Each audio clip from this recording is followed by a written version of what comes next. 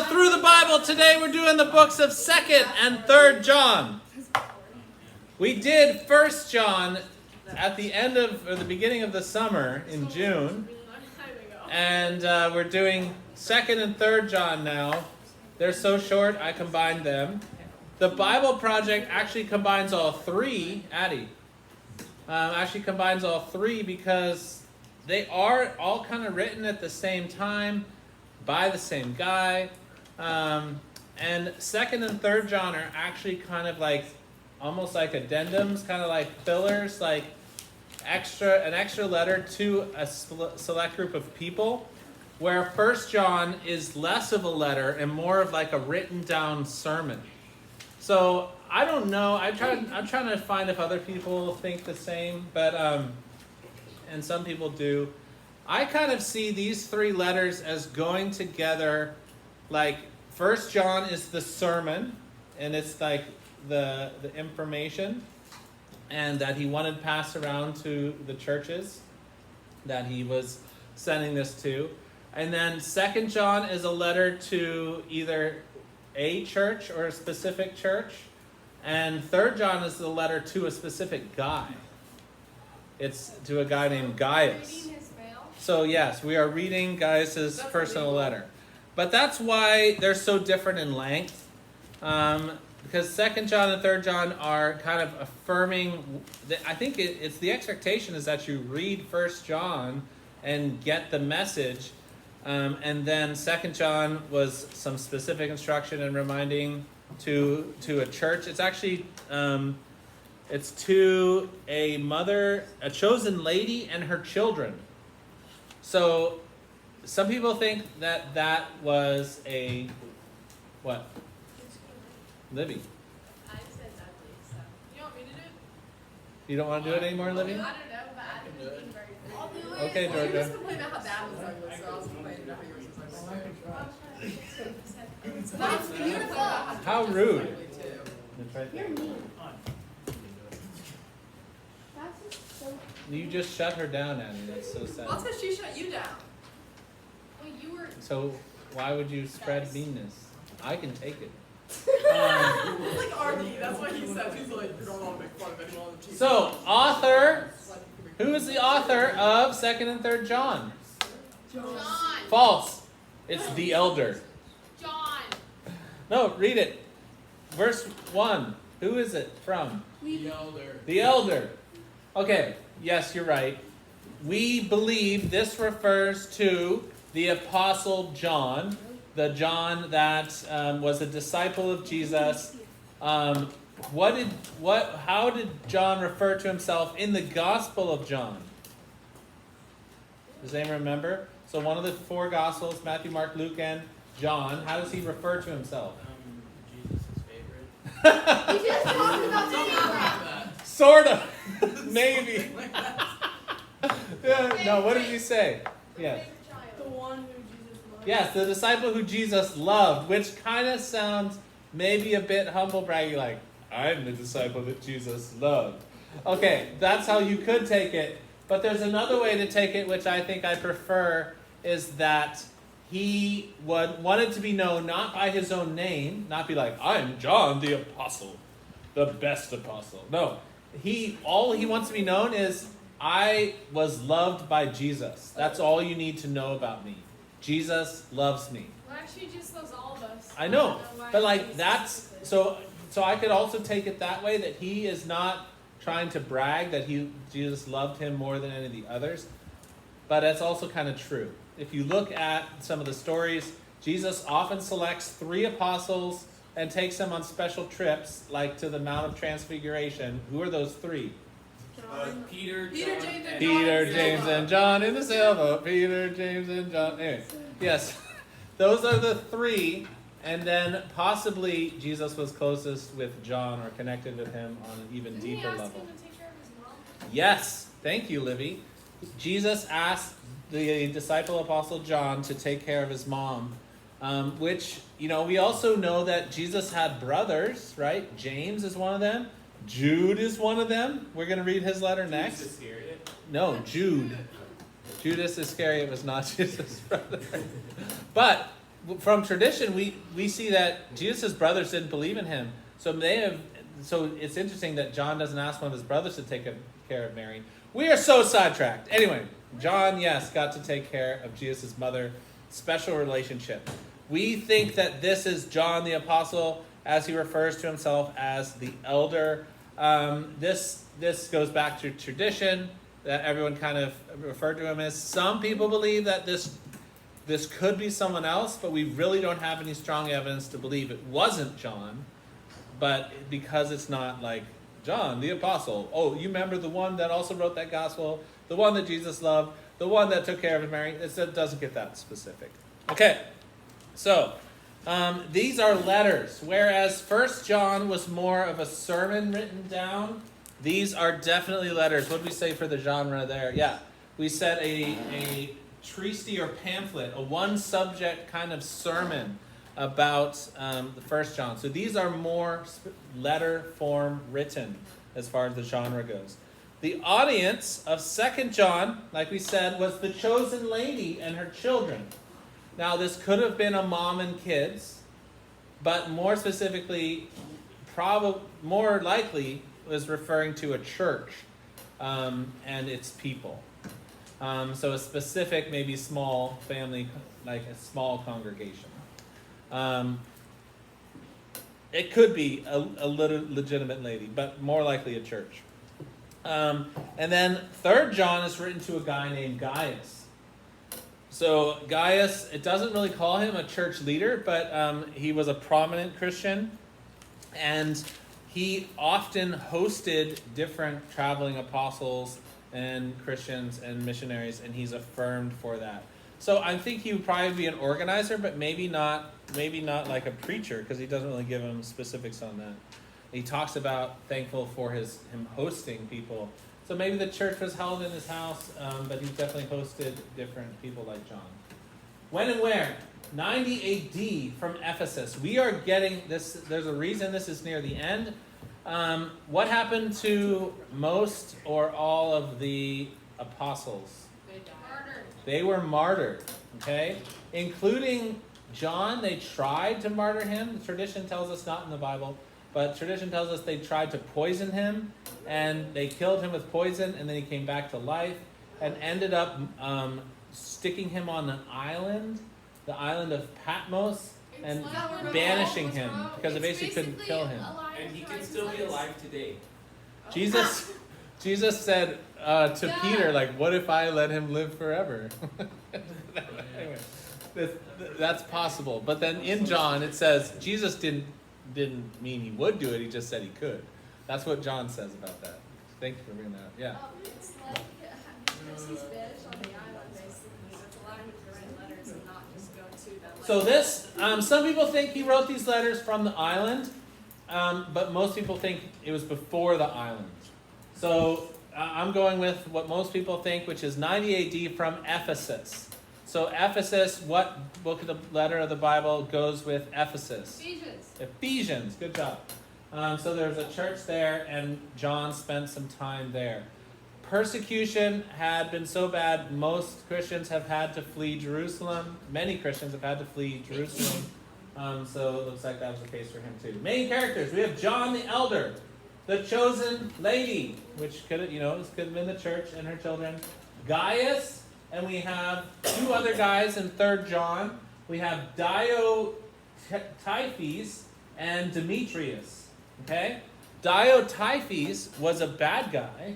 You can put that in parentheses. He's a bad guy in John, 3 John. It says about him, Diotrephes, who loves to be first, will have nothing to do with us. So this is a warning about this guy. So if I come, I will call attention to what he's doing, gossiping maliciously about us. Not satisfied with that, he refuses to welcome the brothers. He also stops those who want to do so and puts them out of the church. So the big part of 3 John is telling Gaius, thank you for hosting the Christian brothers who come into town to speak and stuff like that. Diotrephes is a bad guy who's working against some of the people who are the brothers who are coming to visit. So he's speaking against him. And then Demetrius is a good guy. He has a short mention. Where is it? Demetrius is well spoken of by everyone, and even by the truth itself. We also speak well of him, and you know our testimony is true. So these letters are very short.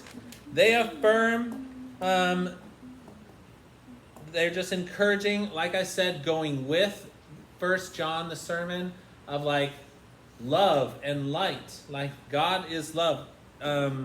We are supposed to love like God. Anyone who knows God and loves God loves others. Like that's the big ideas from 1 John. And basically, at this point, they would have had Paul's letters and teachings, and those are probably being passed around. But there also are false teachers coming in and trying to teach other things. So he's countering false teachings. He's telling them to love the truth, to walk in the truth, and to walk in love. And it's just like an affirming statement, and to obey God's commands. So 1 John, the kind of the outline there is to... Oh, wait, we got to do the purpose.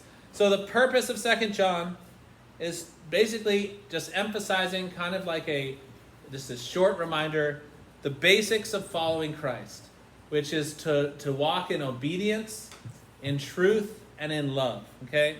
Truth and love, and to warn against the false teachers. So it's again, going with the teachings of 1 John, and then emphasizing a couple things specifically for this congregation. And then the purpose of 3 John is just to commend Gaius for his hospitality. He's like, good job, man.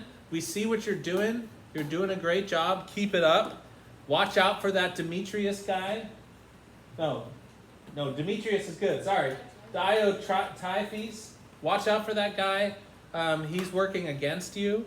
And to just encourage him in his Christian life. He's like, hey, you're being a great host. Keep it up. Keep doing those things. So, these are really short. How many verses do we got? 2 John's only 13 verses. And 3 John, how many verses in 3 John? No idea. Look at it. It's an open book test. It's like 14. 13! Wait, actually? No, 15. Oh. So 13 in 2 John. So this is... Mine's 13. They don't have chapters. 2 John is 13. Yeah. 3 John has 15. They don't have chapters. These are short little letters. Again, probably with 1 John. So one other thing we do, guys, is we watch the Bible Project video. Now, to clarify, this Bible Project video is on 1st, 2nd, and 3rd John. They talk about 1 John most of the time. There's some little notes on 2nd and 3rd John. We did watch this already, but that was like 2 months ago, so I figured we could watch it again, just to kind of get the whole gist of 1 John and the little notes on 2nd and 3rd John. Look. Yeah, let's just read the book. All right, the internet's broken, so I'm just going to read. Nice. Come on, internet. All right, follow along with me in 2 John. The elder. Video back on? To the chosen lady and her children, whom I love in the truth, and not only I, but also all who know the truth, because of the truth which lives in us and will be with us forever. Grace and mercy and peace from God the Father, from Jesus Christ, the Father's Son, who will be with us in truth and love. It's given me great joy to find some of your children walking in the truth, just as the Father commanded us. And now, dear lady, I am not writing to you a new command, but one we've had from the beginning. I ask that we love one another. And this is love, that we walk in obedience to his commands. As you've heard from the beginning, his command is that you walk in love. Many deceivers who do not acknowledge Jesus Christ as coming in the flesh have gone out into the world. And any such person is the deceiver and the Antichrist. Watch out that you do not lose what you have worked for, but that you may be rewarded fully. Anyone who runs ahead and does not continue in the teaching of Christ does not have God. Whoever continues in the teaching has both the Father and the Son. If anyone comes to you and does not bring this teaching, do not take him into your house or welcome him. Anyone who welcomes him shares in his wicked work. I have much to write to you, but I do not want to use paper and ink. Instead, I hope to visit you and talk with you face to face, that our joy may be complete. The children of your sister sends their greetings. I think that I wanted to talk to you face to face is kind of evidence that he's not on the island. Oh, right. Because he's still expecting Yeah. to get there in person. Yeah, that's a good thought. What do you guys think? The way it's speaking to your mother and the children, do you think that's a church, or do you think it's a specific family? Yeah? I think that it also might be evidence that he is on the island, just waiting for us to find him. Okay, maybe. Maybe he's waiting to get off the island. Do you guys think it's a specific family, like a specific mother, or is it a church? Do you think he's using symbolic language? I think it's a church. Let's see what my study Bible says. Yeah, I think, and that refers to the children of your chosen sister sends their greeting. So that's another church, right? Sounds like, I think. But it's kind of cryptic, right? Like, I don't know. Maybe there's a reason he was being a little cryptic. Like, he wasn't naming anyone, maybe because of persecution. He wasn't like, oh, the church in, Ephesians. Where is he? Ephesus? He wasn't talking about the church in Ephesus to like get them in trouble. He wasn't calling them a church. Maybe they're kind of an underground church and they're kind of secretive. That could have been one. What else did you hear in that letter? What's his main message? What does he want them to do? Yeah. Stay away from the prosecutors. Stay away from the false teachers. What are the false teachers believing? Or what are they not believing? Obviously, the ones who do not believe in my flesh and coming or something. Or his They do not acknowledge Jesus Christ as coming in the flesh. So that refers to, well, does that mean they don't believe he did come, or don't believe he's coming back? Both. Wow. Maybe both. I mean, at that time, wouldn't it be really hard to deny that Jesus came in the flesh? Or maybe they don't believe he's God in the flesh. Anyway, they're teaching,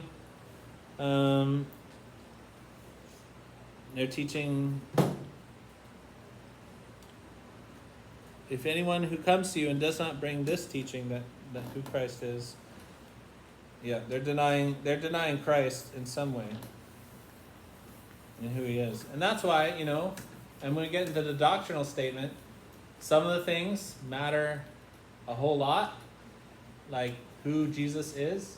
Are you denying who Jesus is? Or some things matter less, like what do you believe about pre-trib, post-trib, mid-trib, when Jesus is coming back? But who God is, who Jesus is, how we achieve salvation, extremely important.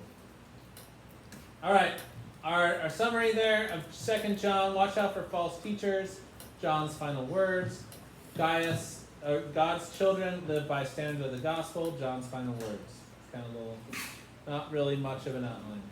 Is Jesus in this book? That's a question we've asked of every single book, including the Old Testament books. Is Jesus in this book? Yes, Jake. Yes, Yes, how? because he was speaking to people. John was speaking about... Jesus was telling John to go protect his mother. Okay. So he was clearly in that verse. All right, so in this book, he doesn't... we did bring that up, but that's not in this book. That's actually in the Gospels. But we were talking about that happened with John. Sorry, that's not in this letter. Jesus is referred to, right? Like the people the false teachers, they don't believe Jesus came in the flesh. It affirms Jesus as God's Son, who's come in the flesh. In truth and love. That's what I have for that. 3 John does not mention the name of Jesus. It just refers to God, which is interesting. All right, I picked a key verse. 2 John verse 6. And this is love, that we walk in obedience to his commands. And you've heard from the beginning, his commands is that you walk in love. What does it mean to walk in love?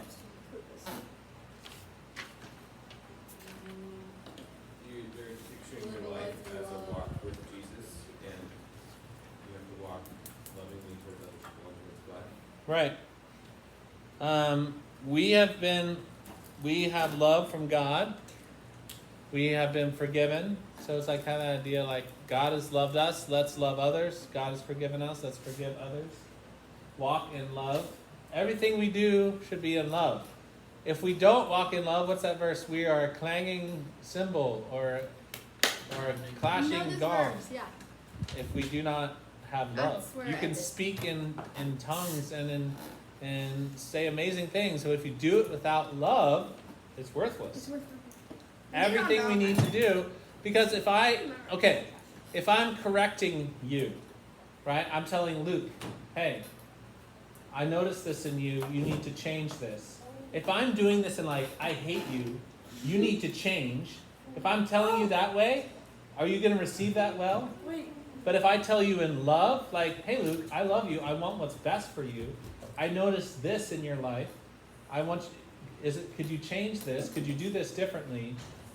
I love you, I want what's best for you. That's way different in how you receive correction. It could be the exact same correction, but doing it in love versus doing it in hate, or doing it in like with an attitude of jealousy, or I don't love you, or I don't care for you. I want you to see you fail, and like it's totally different. It can be the exact same words though, the exact same correction, but done in love versus not done in love. Yes. Like people are like, if you don't believe in Jesus, you're going to hell. Right, you can say the truth. You can say things that are true, but if you don't say them in love. In high school. Yeah. Yeah. I said that to a guy. Yeah. I was mean, they messaged me like 10 years later. Yes. Like, do you remember when you said this? You were right, but you were really mean about it. Wait, what did he Is say? he not Catholic anymore? Is he still Yeah. Catholic? Tell the story now.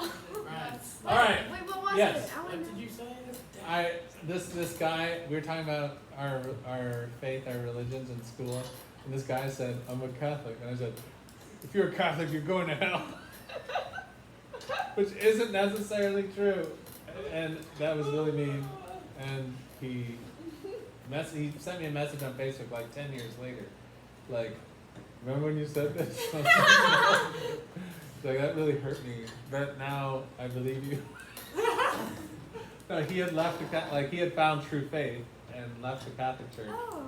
I do believe there's Christians in the Catholic Church that have a true relationship with Jesus. I don't believe the Catholic Church preaches the gospel. Anyway, that's total sidetrack. But yes, speaking the truth in love, I could have lovingly been like, said what I just said. Like, hey, I'm so great. I'm so glad, I'm so I'm so great, so guys. great. I'm so glad you're reading the Bible and pursuing a relationship with God. Like, what does that mean to you? Do you have a relationship with God? How do you ask him about being saved? Like, care about the person, not just say, you're going to hell. But how do you know? It's hard to know if Catholics are going to hell. You ask them questions about what they believe. Like, you ask them, okay, what do you believe about how to get to heaven? Do you have a relationship with Jesus? Like, if they're like, I don't know, I just go to church. Then no. And then I'm going to heaven, right? Like, you ask questions to find out what they believe. Because there are Catholics that have a personal relationship with Jesus, that do love Jesus and have salvation through him. But it's just not something the church really teaches. They teach a whole lot of stuff you have to do, and not just faith. Okay, our timeless truth. We try to have a timeless truth from every book of the Bible Yeah, that teaches us something for all of life. What is it? Walk in? Jesus. No? What did you say, Libby? Truth and love. Yes, walk in truth and love. I'm not. Oh, anyway, Truth and love are often two things that do not go together, right? It's hard to say the truth in love. It's hard to tell someone they're wrong in a loving way. But that's what we're called to do. Speak the truth in love. Yeah. All right, that's the books of 2nd and 3rd John. Thank We should see you. if it works now. Next week we'll do Jude.